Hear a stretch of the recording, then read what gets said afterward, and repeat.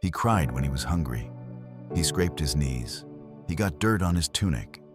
He argued with his brothers over the last piece of bread. He laughed at things she probably didn't find funny. He had opinions about which chores he preferred. He was a child. The Gospels give us 30 years of his childhood in 12 verses. 12. The theological instinct of the church has been to fill that silence with either perfect sainthood, a boy who never sinned, never struggled, never needed anything, or to leave it empty entirely. But archaeology and first-century Jewish life don't leave it empty. And what they fill it with is nothing like the paintings. Mary watched him grow up. She was there for every year of it. And what she watched tells us more about who he was than most people have ever been allowed to see. We're stepping into the hidden years right now. Nazareth, population roughly 400, a hillside village in Lower Galilee. No mention in the Old Testament, no mention in Josephus's long lists of Galilean towns. Archaeologist Ken Dark excavated a house beneath the Sisters of Nazareth convent that matches exactly what first-century sources describe. 2 rooms, limestone walls, a lower area for animals, a courtyard shared with neighbors. This was not a peaceful rural idyll. It was a working village. Loud, crowded, communal, and entirely public. Everyone knew what everyone else was doing, who their parents were, and how much grain they ground before dawn. Jesus grew up in this place. Known, watched. Ordinary to everyone who saw him carry water from the spring, or run errands across the village, or argue with his brothers in the courtyard. The man who would one day silence storms grew up in a place where the neighbors knew his childhood nickname. He was not a stranger to ordinary life. He was fluent in it. Luke 2:52 gives us the only developmental summary in all of Scripture. He increased in wisdom and stature and in favor with God and man. Stature. The word means physical size.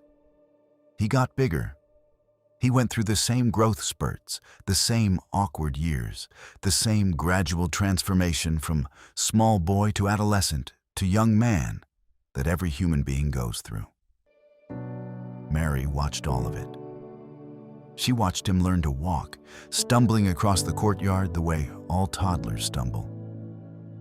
She watched his face change from the newborn she had held in Bethlehem to a child's face, then a boy's face, then slowly the face of a man. She knew the exact shape of his hands at every age. She knew the sound of his voice before it changed and after. She knew how he moved when he was tired versus how he moved when he was interested in something. She knew all the particular physical knowledge a mother accumulates about a child she has raised from birth. She knew his body the way only a mother knows a body she has held since it weighed nothing. And she watched that body become capable, watched the child's arms become strong enough to carry Joseph's tools, watched the boy's voice drop and steady, watched him become, physically, the man who would one day overturn temple tables and walk through storms. He earned that strength in Nazareth. In the daily work, under her roof, he carried water. Mary's well, the only water source for all of Nazareth, still visible today, was the daily destination for every person in the village. Water for drinking, water for cooking, water for the animals, water for the clay that Joseph worked. By age 5 or 6, Jesus was making that walk. Clay jar, the path he knew perfectly, the spring he could find in the dark. He gathered kindling. Every cooking fire in Nazareth required fuel. Olive wood, dry branches, animal dung when wood was scarce. Children were the fuel gatherers. He would have known which branches burned longest, where to find dry wood after rain, how much to carry to get through a full day of cooking. He helped with his siblings. Mark 6:3 names 4 brothers: James, Joses, Judas, Simon, and mentioned sisters. In a two-room house with no privacy and a mother managing multiple children and a household, the oldest child is never off duty. He held babies on his hip. He kept toddlers away from the oven. He was the one Mary called when she needed an extra pair of hands. By age 12, he was carrying Joseph's tools. A tekton, which is translated carpenter but likely means builder, someone who worked with stone as well as wood, had heavy equipment. Chisels, mallets, levels made of water and string. The hands that would later heal lepers were first calloused in Nazareth. By work, by daily use, by the ordinary weight of a childhood spent being useful. He learned Torah from his mother first. The Mishnah is specific. A Jewish boy begins Torah at age 3. Not reading, memorizing, verse by verse, repeated back until the words were interior. And the first teacher was always the mother. Deuteronomy 6 commands it. Teach them when you sit, when you walk, when you lie down, when you rise. 4 moments, every day. Before the synagogue school, before the rabbi, before any formal instruction. Mary spoke the words. He repeated them. She corrected him. He tried again. Grinding grain, she taught him. Carrying water, she taught him. Lying on the sleeping mat in the dark, she taught him. The Shema. Deuteronomy 6:4. Hear, O Israel, the Lord our God, the Lord is one. The same words Jesus would later call the greatest commandment. He didn't discover them in a moment of divine insight. He learned them from her, before he could read, in the dark, repeated back into the night until they were as natural as breathing. By 5, he was enrolled in Bet Sefer, the synagogue school. By 10, he had moved beyond Torah to oral tradition. By 12, he was preparing for his bar mitzvah, the age of responsibility before God. The voice that would preach the Sermon on the Mount first repeated scripture back to a teenage mother in a Nazareth courtyard. He asked questions, constantly. We know this because Luke 2 tells us that when Mary found him in the temple at 12, he was both listening to the teachers and asking them questions. And the teachers were astonished at his understanding and his answers. A boy who could hold his own in a theological discussion with senior scholars at 12 had been asking questions his whole childhood. That kind of mind doesn't arrive fully formed at the temple steps. It develops. Through years of being curious and persistent and unwilling to accept an answer that didn't satisfy. Mary fielded those questions for 12 years before Jerusalem. Why does the Shema say one? What does it mean that God is holy? Why do we leave grain for the poor at the edge of the field? Why do the Psalms say, God hides his face? Some of those questions she could answer. Some she couldn't. Some she answered one way, and he came back the next day with a follow-up that made her think again. She was the first person who had to grapple with what it meant to be in a conversation with him. The first person who had to sit with questions that went further than easy answers. The first person who had to say, I don't know, let's find out, and mean it. She was his first teacher, and in the way that all good teachers are eventually shaped by their best students, he made her think harder and hold the mystery more carefully than she might have otherwise. He had a sense of humor. We can infer this from his adult teaching. The camel through the eye of a needle, the man with a plank in his eye complaining about his neighbor's splinter, the image of the self-righteous Pharisee who prays loudly to make sure God notices. These are not the illustrations of a man who didn't find human absurdity funny. A sense of humor develops in childhood. It develops in the presence of siblings who do ridiculous things and parents who can laugh.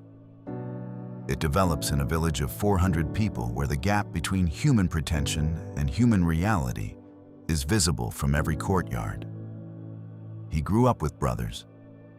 4 named ones and sisters unspecified.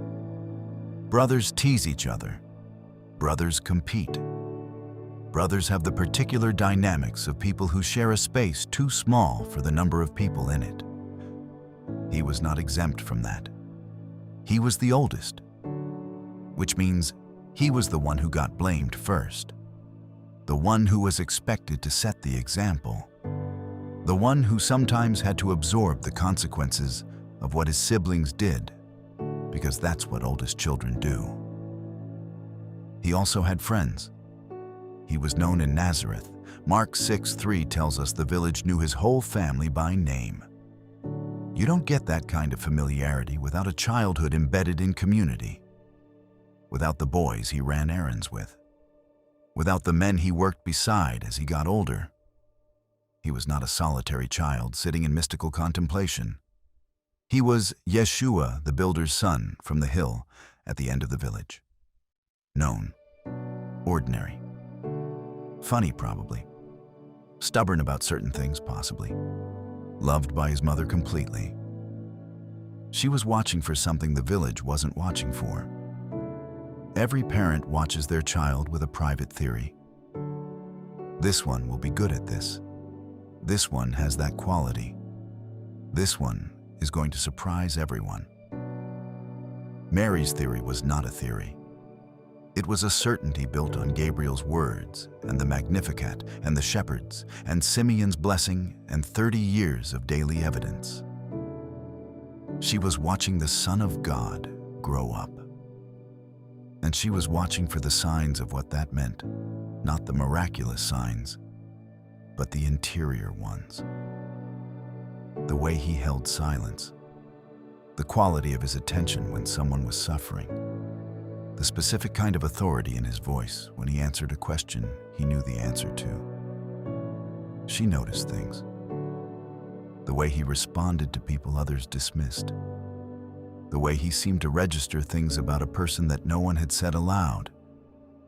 The way he prayed, not rote repetition, but actual conversation, which was unusual enough that even adults noticed it. She held all of it, quietly, in the interior space she had been building since the night in the stable. She didn't tell him what she was watching for. She didn't pressure him or hurry him or tell him the angel's words and say, "So when is this going to happen?" She raised him. She did the ordinary work of daily life. She let him grow into what he was going to be at the pace it was going to take. And she treasured the signs, all of them, even the small ones, especially the small ones, because she had learned by now that the small moments were where the real story lived. Step back now. The stumbling toddler in the courtyard, the small boy with a clay jar on his way to the spring, the kindling gatherer who knew which wood burned longest, the Torah student who repeated the Shema back to her in the dark before he could read, the question asker who made her think harder than she expected, the oldest brother who held babies on his hip, the teenager carrying Joseph's tools, the young man she was watching with a mother's eye and an angel's promise. 30 years, in a village of 400, in a 2-room house, in the ordinary weight of every day. He was not a symbol in those years. He was her son. He was real and present and daily and known. He had a face she had watched change from birth to manhood. He had hands she had held when he learned to walk. He had a voice she had heard in every register from infant cry to the deep quiet of a man who had decided something. Here is the quiet truth. The God who took on human flesh chose to spend 30 of his 33 years being ordinary, being known, being raised, being shaped by a mother who taught him scripture in the dark and a father who taught him to carry stone. He was not in a hurry to be recognized. He was in a village, learning the particular weight of a human childhood, taking it seriously, doing it fully. If you have ever wondered whether the ordinary years of your life count for anything, They counted for the Son of God. He didn't skip them. He lived them. Everyone. If this changed how you picture his childhood, share it tonight. Subscribe if you want to keep walking through the stories no one tells you. Drop in the comments. What hit you hardest? The questions he asked? The chores he